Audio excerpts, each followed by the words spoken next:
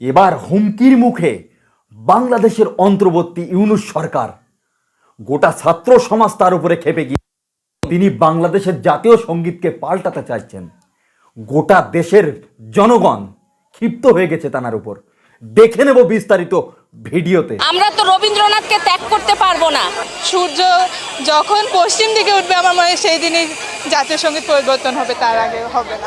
জাতীয় সঙ্গীত আমি গাইলে আমার গায়ের কাটা দিয়ে ওঠে। এটা যারা সামনে এগিয়ে দিচ্ছে তারা আসলে একটা ইস্যু তৈরি করছে। আমার মতে এই জাতীয় সঙ্গীতের মতো এত সুন্দর কথা ও সুরের যে মাধুর্যটা, এরকম আর কোনো গান হবে না, পাওয়া যাবে না। প্রতিবাদ স্বরূপ আমরা জাতীয় সঙ্গীত পরিবেশন করার জন্য সমবেত কণ্ঠে একত্রিত হয়েছি। তো জন্ম থেকে তো এইটাকেই আমরা জাতীয় সঙ্গীত মেনে আসছি, তো এটা পরিবর্তন আমরা কখনোই মানি না।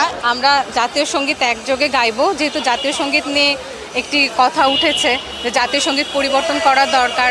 তো সেই আবেগ থেকে আমরা জাতীয় সঙ্গীত একসাথে গাইতে চাই, কারণ জাতীয় সঙ্গীত তো আসলে আমাদের প্রাণের জায়গা, আমাদের আবেগের একটা জায়গা।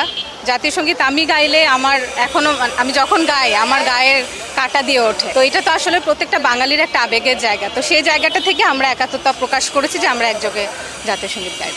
প্রতিবাদ স্বরূপ আমরা জাতীয় সঙ্গীত পরিবেশন করার জন্য সমবেত কণ্ঠে একত্রিত হয়েছি। তো আমরা জানাতে চাই যে আমরা এখানে ম্যাক্সিমামই সঙ্গীত শিল্পীরা আছি।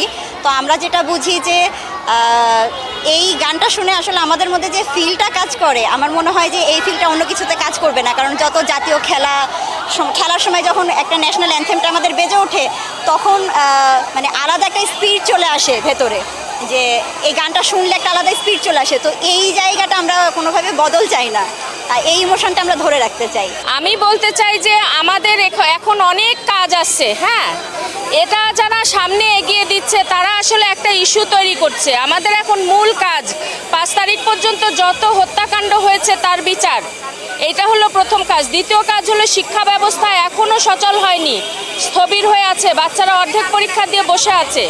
সেই শিক্ষা ব্যবস্থা চালু করা, প্রতিষ্ঠানগুলোকে চালু করা, ক্লাস শুরু করা, প্লাস আইন শৃঙ্খলা পরিস্থিতির উন্নয়ন করা।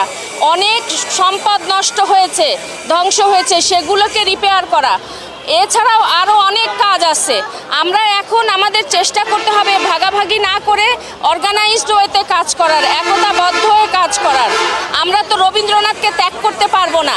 রবীন্দ্রনাথকে ত্যাগ করতে চাইলে শিলাইদহের কুঠিবাড়ি, শাহজাদপুরে তার কুঠিবাড়ি, তারপরে প্রতিসরের কুঠিবাড়ি, এগুলো কি আমরা ধ্বংস করে দিব? বাংলা সাহিত্যকে রবীন্দ্রনাথকে বাদ দিয়ে দিব? জাতীয় সঙ্গীত পরিবর্তনের যে একটা কথা চলছে, তো সেটাই এই জাতীয় সঙ্গীতের মতো এত সুন্দর কথা ও সুরের যে মাধুর্যটা, এরকম আর কোনো গান হবে না, পাওয়া যাবে না। প্রথম যে লাইনটা, আমার সোনার বাংলা আমি তোমাকে ভালোবাসি, এর অর্থ মানে এর মাধ্যমে আমরা দেশকে, আমাদের দেশের প্রতি যে ভালোবাসা, সেটাকে ফুটিয়ে তুলতে পারছি। আসলে যেটা নিয়ে কথাটা উঠেছে যে জাতীয় সঙ্গীত পরিবর্তন করা, এটা আমরা সবাই মিলে একসাথে হয়েছি। কারণ আমরা তো জন্ম থেকে তো এইটাকেই আমরা জাতীয় সঙ্গীত মেনে আসছি, তো এটা পরিবর্তন আমরা কখনোই মানি না। এটার মধ্যে যে দেশপ্রেম আছে মনে করি এই জাতীয় সঙ্গীতের মধ্যে, সেটা অন্য গানে পাবো না। তো দেশপ্রেমের মানে এই গানের প্রতি ভালোবাসা, দেশের প্রতি শ্রদ্ধা জানিয়ে আজকে আমরা সবাই এক হয়েছি। আমরা এই জাতীয় সঙ্গীত সবসময় চাই। সূর্য যখন পশ্চিম দিকে উঠবে আমার মনে হয় সেই দিনই